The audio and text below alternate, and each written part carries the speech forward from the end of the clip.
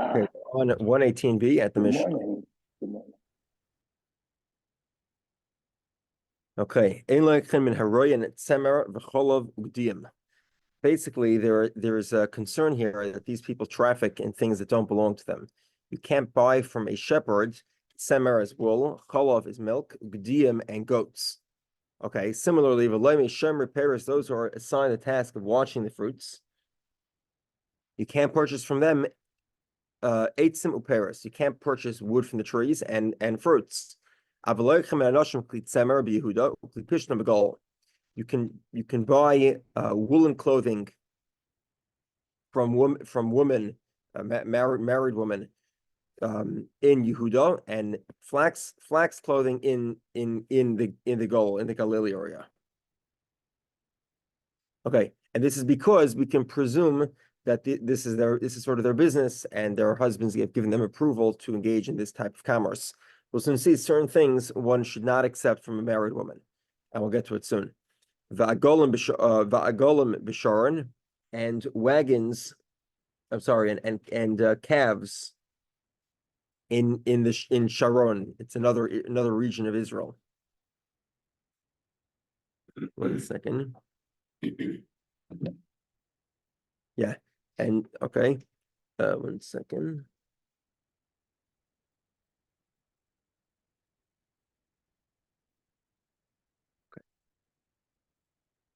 The kulan sha'amru lahatmin also.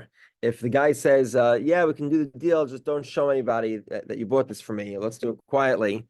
That's certainly a red flag that he's a thief, and therefore it's prohibited to buy from him. But we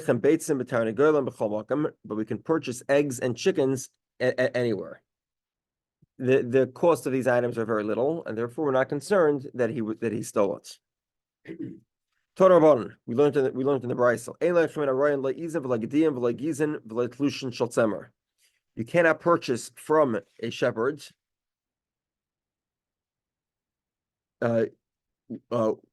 basically wool. You can't purchase goats or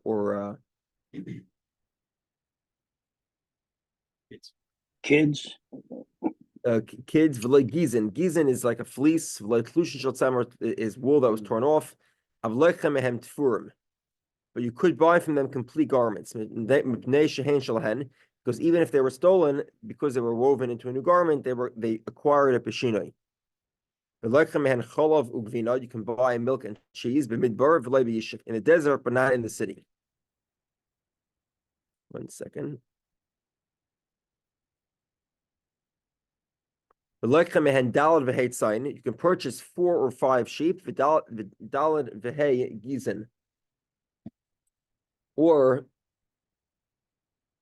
1 second, or 4 or 5 fleeces at once. I guess fleece is the entire shorn animal. Gizen is the fleece.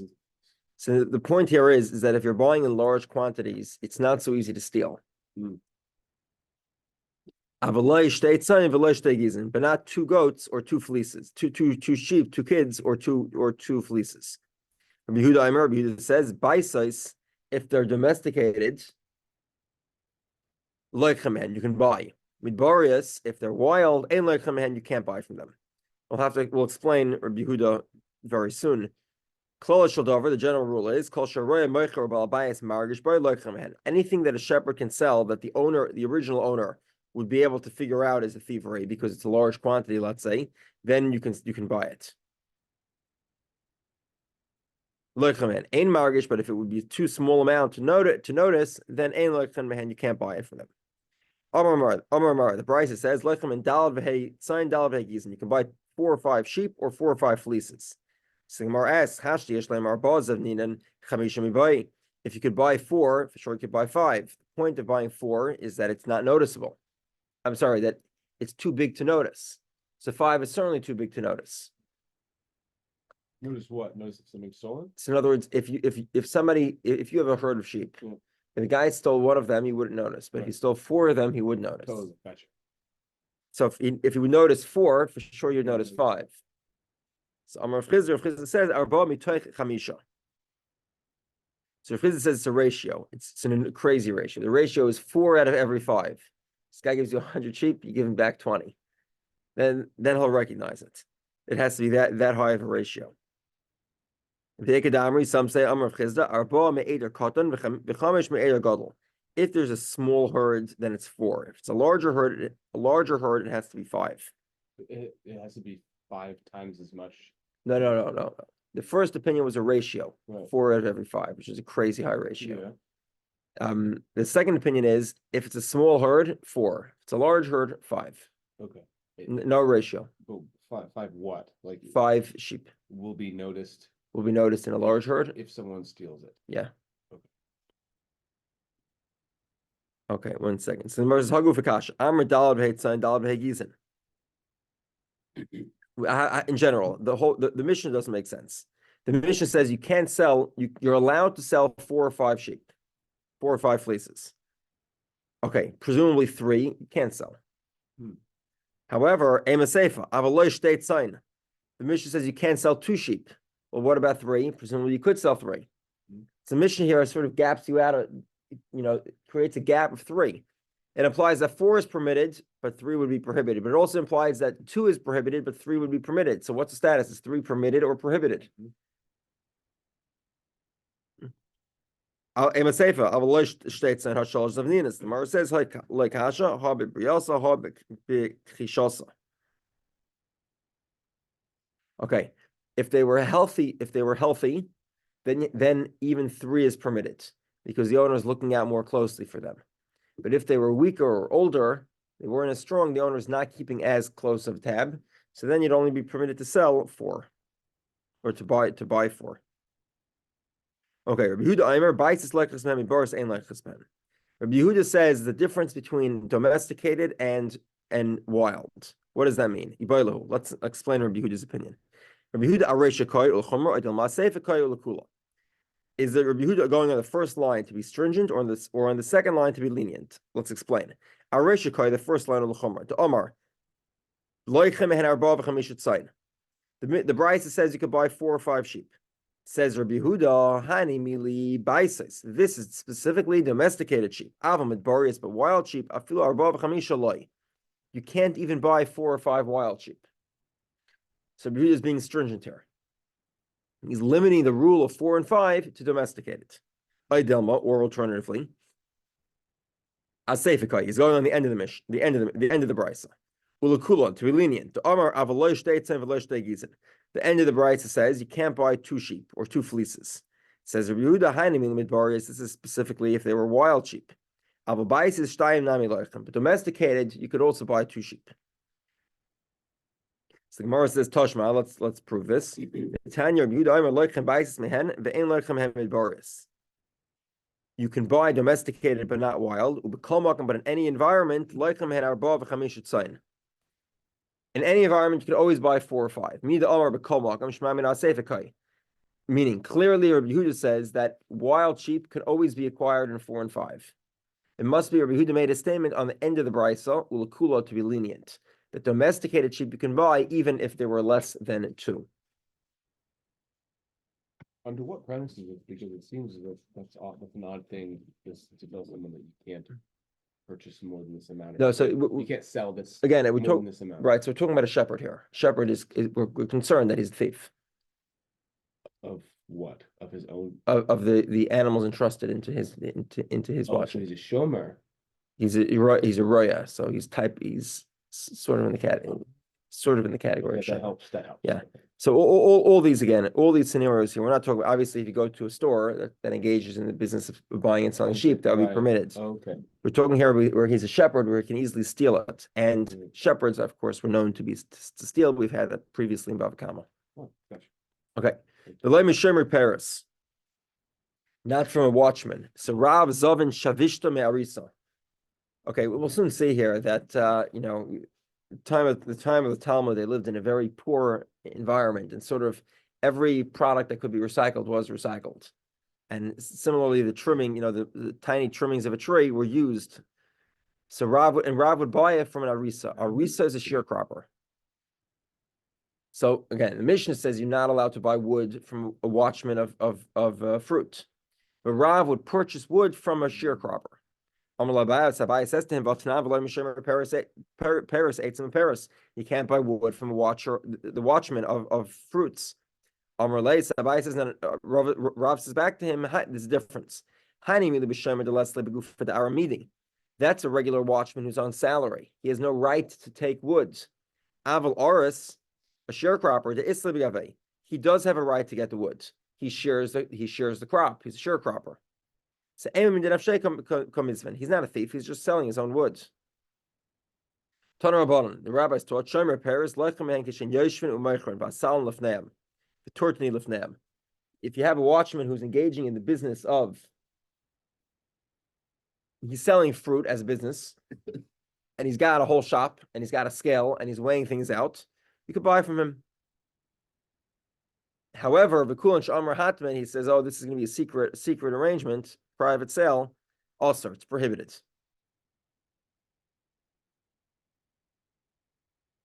The sort of idea here is if the guy is engaging in what appears to be a legitimate commerce operation, you probably can figure that he's not stealing. Otherwise, the original owner will realize that this is going on. Moreover, if he's in the front of the orchard on the gate that opens to the thoroughfare or to the street, so he wants to open up what do they call this thing? Farm store, like a farm store at the side of the roads, and it's staffed by the guy who watches the vineyard or the orchard. That's permitted. But not from the back of the orchard. Obviously, because that is much easier to hide. He's probably stealing. We learned if you have a guy who's a thief, right? He's in the pawn shop business, right? So when can you buy from him? It could be a practical question, right? You have sometimes this in Oregon. You see people that are selling things that you quite pretty sure that they're probably stolen. So Rav Rav says a majority has to be not stolen stuff. But Shmuel says even if a minority is not stolen, you can presume that what you're buying is from the minority. As long as he's not completely a thief, it'll be permitted. Rav Yehudah ruled for a person whose name was Odadaila. He was a daila, as a servant of the rabbis. He was like a gabbai. Meaning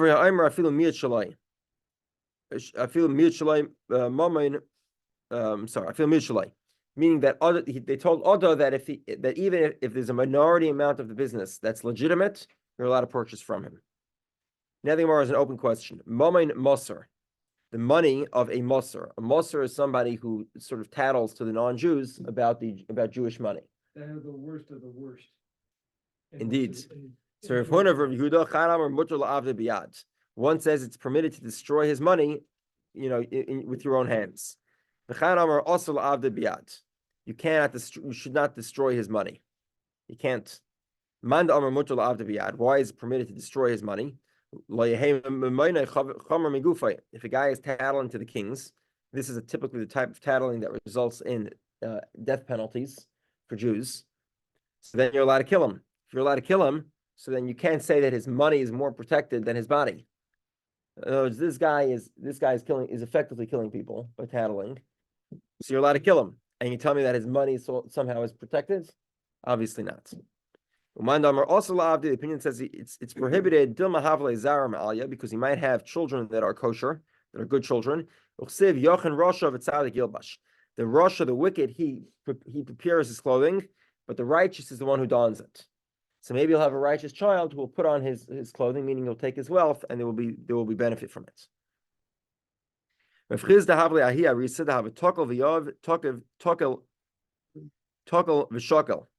Okay, according to these two interpretations in Rashi, I'm going to go with one of the interpretations. The guy was weighing out his sharecropping business. Now, today, everything obviously is done by weight. If you go to the agricultural processors, everything is weighed. But in the times of Chazal, things were measured mostly by volume, not by weight. So therefore, page position, please. About halfway down the page, but in 119a. 119. Okay, so what happened? So the guy was weighing out his sharecropping, which appeared to make it seem as if he was sort of extremely concerned to make sure he got his share of the sharecropping. So Rav Chizah was not impressed with this guy. He was concerned the guy was a thief. And Karan Ashay, he said about himself, it's Sofan L'Tzadik Chayal Chayti. Hidden for the righteous is the army, the money of the sinner. Kima Tikvas Chanef. Okay, I'm sorry. Pause. Okay, now the Gemara reads a bunch of psukim about robbers. Kima Tikvas Chanef. What's the hope of a chanef, a flatterer? Ki Yivtzai, when he'll steal. Ki Yishal Eleka Nafshay, because God will waste his soul. Okay, whose soul will be wasted here?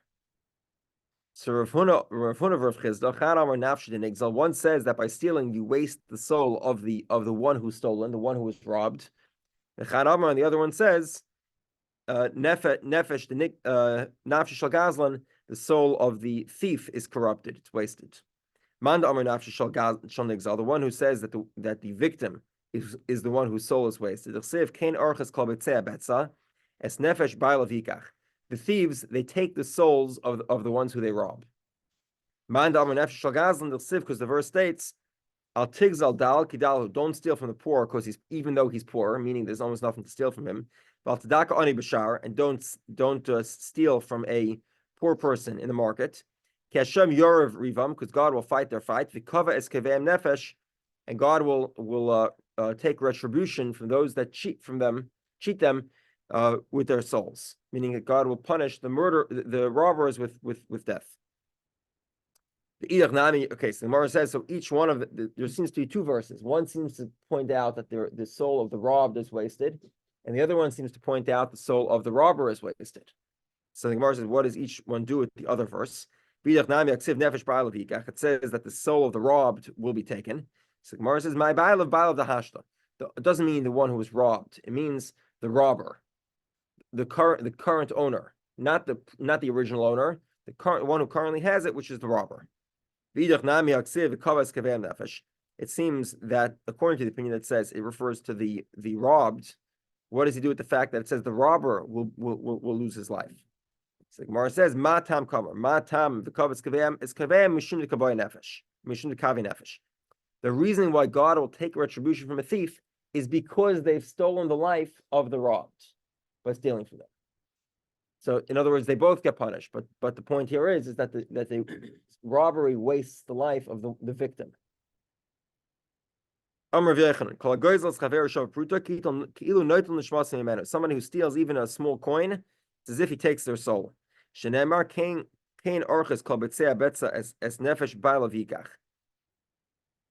is the way of thieves. They steal the soul of the one who they rob. Additionally, the verse says,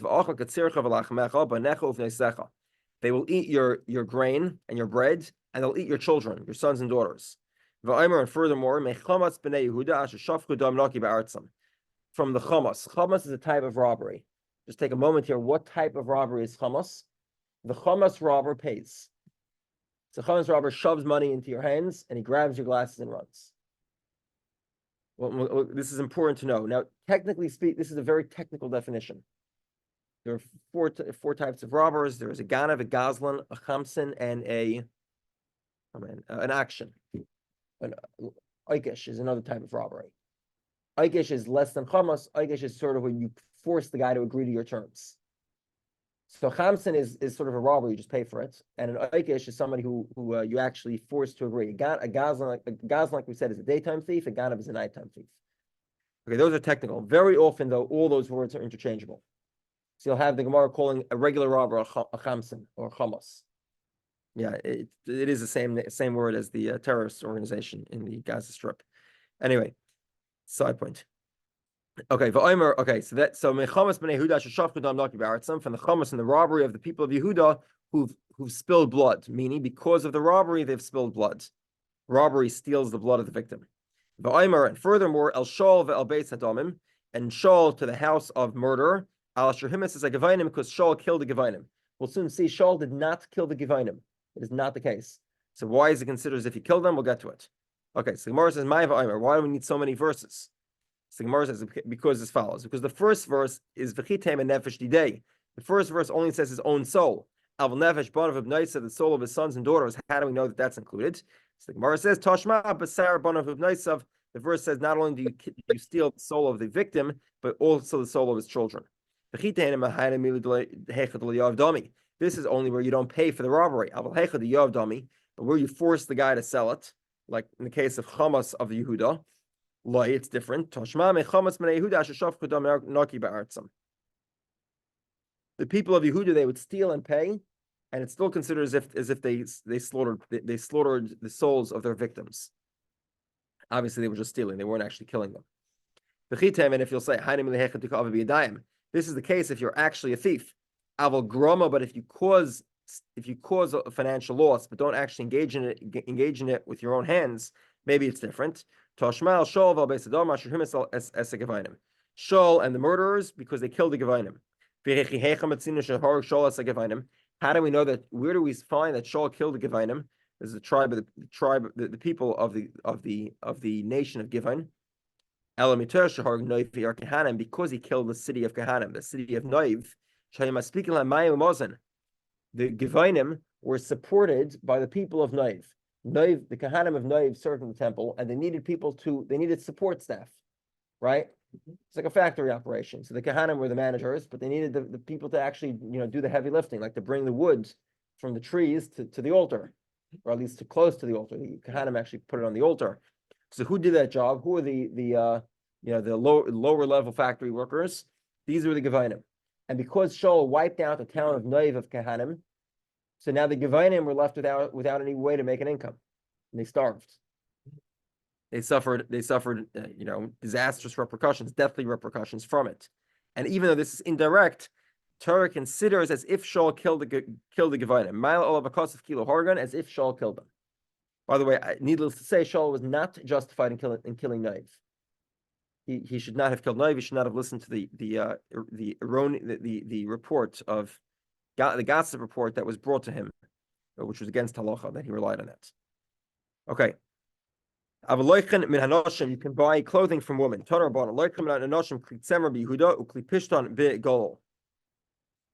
You can buy woolen clothing in Yehuda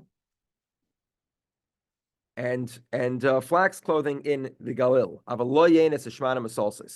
You cannot buy from them wine, oils, and flowers.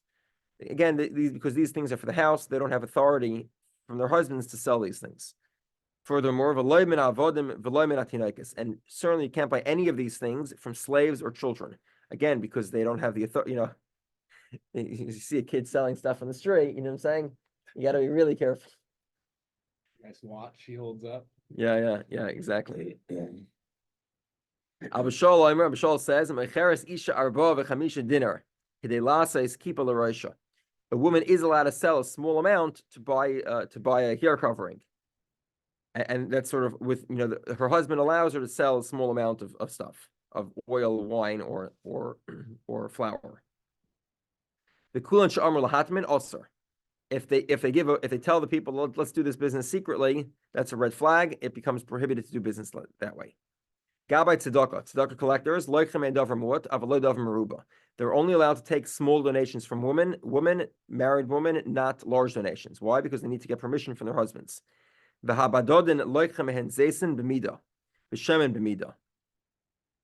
Okay, the people that press the grapes, the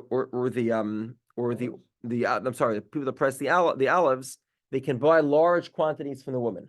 Why? Because that her husband certainly knows about, but not small quantities. Not olives or oil in small amounts. Rav Shimon says,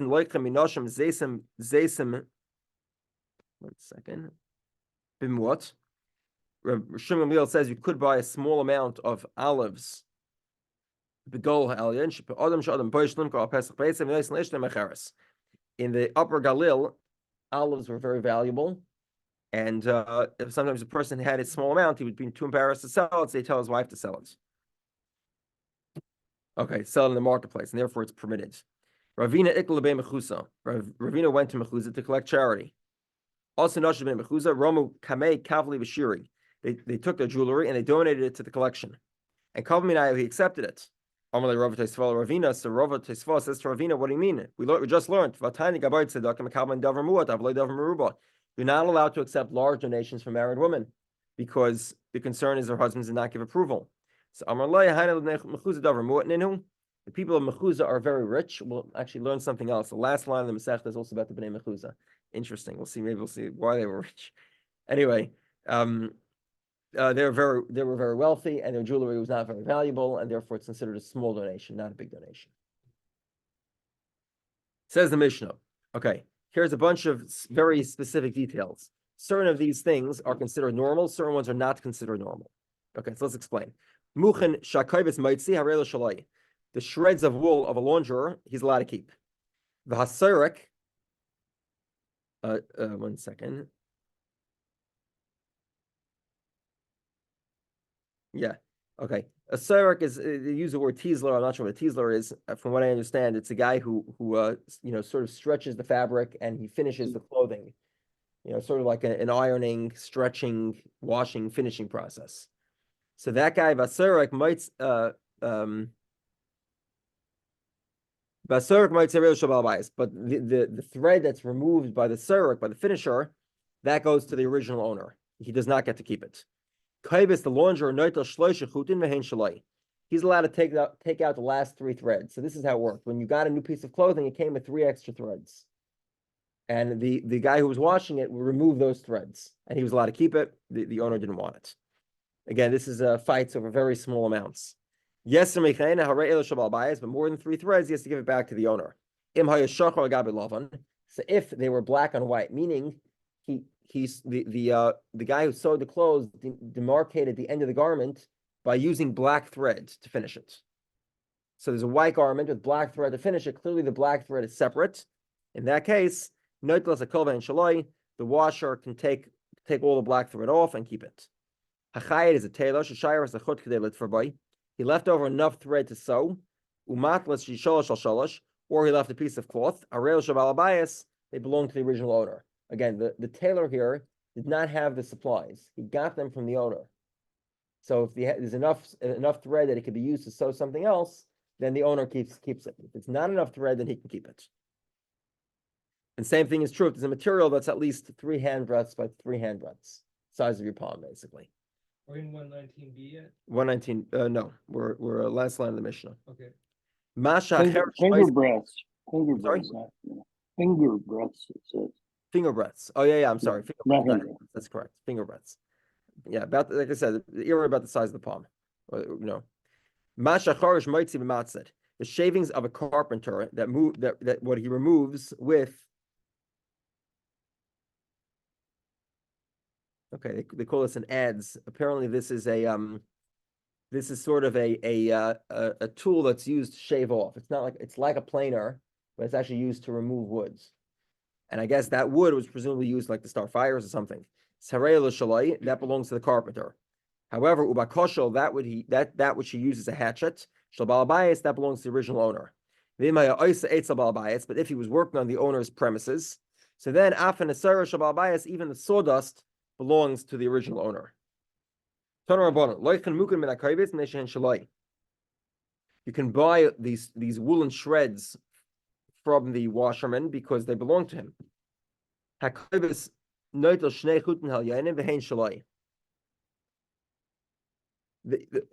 washer could take the upper 2. He can take 2. He can take 2 threads, and they belong to him. We'll soon see that contradicts the Mishnah. 1 second. And he shouldn't take more than 3 stitches. Okay, this is for the finisher. The finisher sort of has these stitches creates these stitches to put it on a pole or a beam to stretch the garment. So you shouldn't put in more than 3 stitches for each loop. He shouldn't comb it vertically, horizontally. And then he evens it out along the length. But not the width. And he can cut it even 1 tefach, as much as 1 tefach. So let's go through the brisa. Amar we learned in the brisa. Shnei chudin, 2 threads. V'anan tanan shalish. We learned that it was 3 threads. So the Gemara says, no, haba alimi.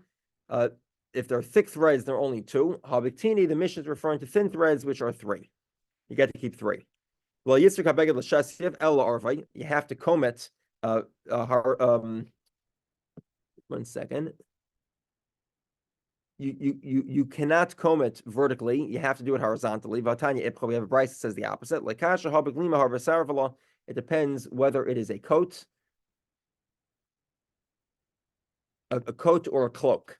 So the coat, it's more efficient to do it horizontally.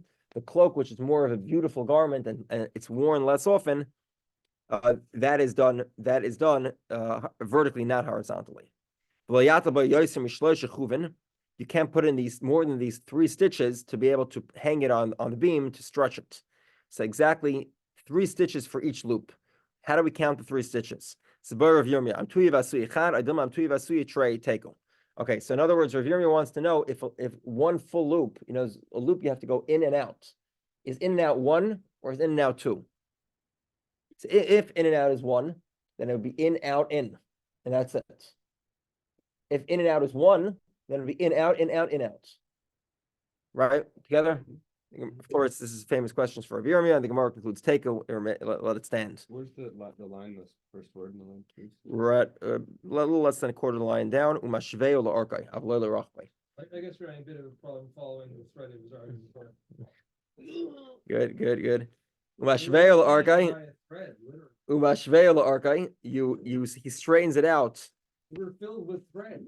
On the lengthwise, but not widthwise. Another Bryce that says the opposite. So the Gemara says like kasha ha beglima ha behemune.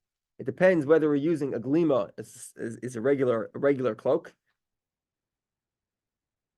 or a hemune. One second. Is a belt. In other words, a glima you're sort of wearing the length. So therefore, you want to stretch the length to be a full length garment. However, in the case of a belt, right, you wear the width of the belt. Right? So you want it stretched on the width and not on the length. In other words, you want it to be as wide. The belt obviously is not like our leather belts. So sort of a wide, I don't know what they call it, fabric thing that goes around him. Like a sash, sure. A sash, thank you. Good, it's a good word. A sash. So we want it to be wider rather than longer, because nobody appreciates the length of the sash. The length of the sash is basically to fit the size. It's the width of the sash that you're wearing. So you want it stretched along its width, not along its length. You don't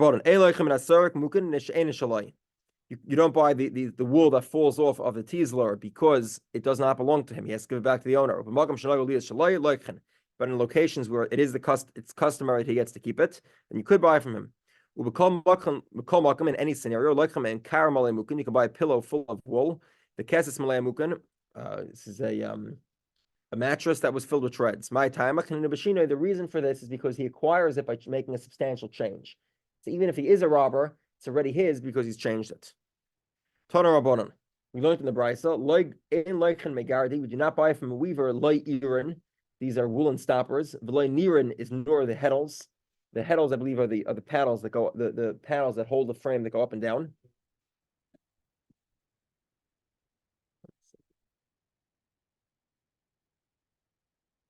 Okay. Irin, so you have in the old frame to weave, so you have the paddles, that is the nirin. The irin, so you have the bobber that goes between the shuttle that gets passed back and forth, and there's a lock that holds the thread on the shuttle. That's called an irin, that lock. Okay. Punkolin is the roll of thread that's put on the shuttle. Shiar Shiar is the spool, this empty spools of thread. You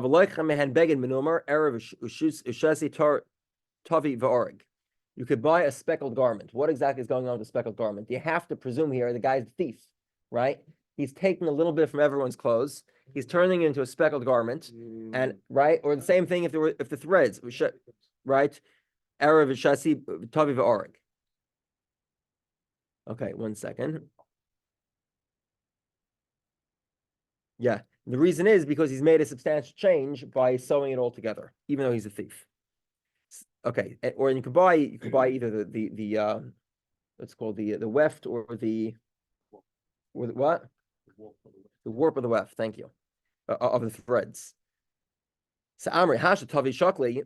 If you could buy if the threads are permitted, even when they're they're mismatched and they're miscolors, they're stolen probably. So boy, certainly if they're woven in together, because the threads already were changed.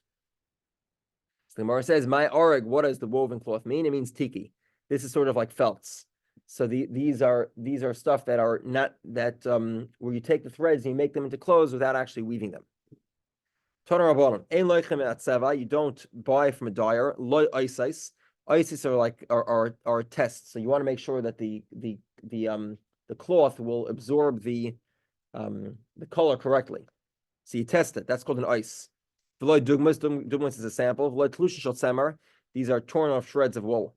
All of these you presume belong to the original owner, and the guy is the thief.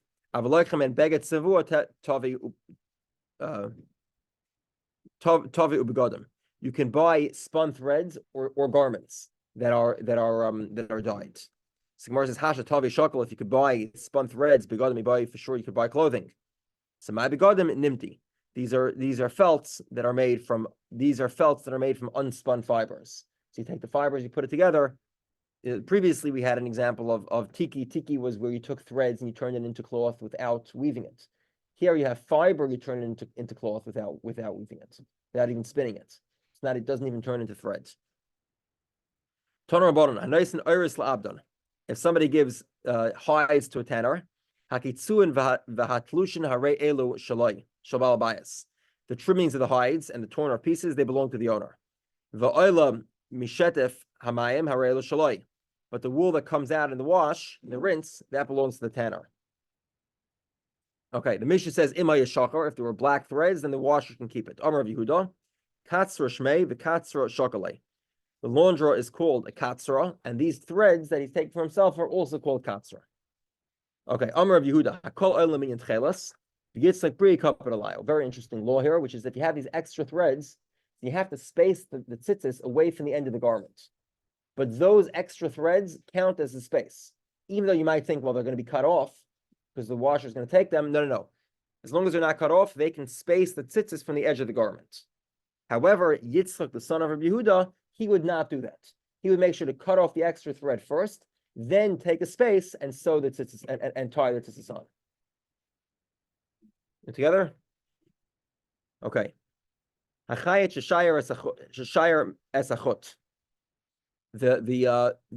tailor has a little bit of leftover thread. He has enough thread to sew something else. How much thread? The kama litfer. How much is enough to sew with? So Amravasi mole machat v'chutz l'machat. So right, so in order to thread the needle, you have to have thread that's at least as long as the needle, plus a little bit. So how much is that plus? Siboilu mole machat v'chutz l'machat k'mole machat. Oidilma mole machat v'chutz l'machat mashu. Do we say that it's the length of the needle of thread? Because obviously you can't put the needle in if you don't have at least the needle length of threads. So do you say that plus a little bit, or do we say plus another needle length? So it's 2 needle lengths in total is leftover threads. So the Gemara says, Toshman, the Tanya, we learned Tachayit Shayar Hasachot Pachas Mekadei Litfer Bay, Umatlas Shipchusim Shol Shal Sholosh, Bizman Shabal Bayis Makbet Alem, Hareo Shal Bal Bayis. So the tailor has leftover threads and a small pieces of material. If the owner demands it, then he gives it back to the owner. But if it's the owner doesn't care, then they belong to the tailor. Now this is an unusual situation because we're talking about the cloth is less than your palm, and the length of string is less than the needles. So Gemara asks, hold on. If you say that normally it's 2 needle lengths, this guy is incredibly stingy, and he wants to keep even if it's a needle length plus a little bit. So that makes sense. Then he'll have at least some use of that length of string because it's a little bit more than a needle length. So because you can sort of use the leftover thread to make a loop around the cloth. But if you say that the minimum length is a needle length plus a tiny amount, so then less than that is useless because you can't even put it on a needle. What is it even being used for? It must be that the length is 2 needles worth. And occasionally I'll have a person that even less than 2 needle lengths, he still wants to keep the string. Okay. Okay, we'll stop here and we'll finish tomorrow. I Carpenter. think we've been fleeced. Yeah. Anyway, good Shabbos. Shabbos. Okay, tomorrow we will finish last line and we'll begin Bava. Okay. Tell us again when the party is gonna be. Wednesday in my house at 6:30. You keep bringing the beer.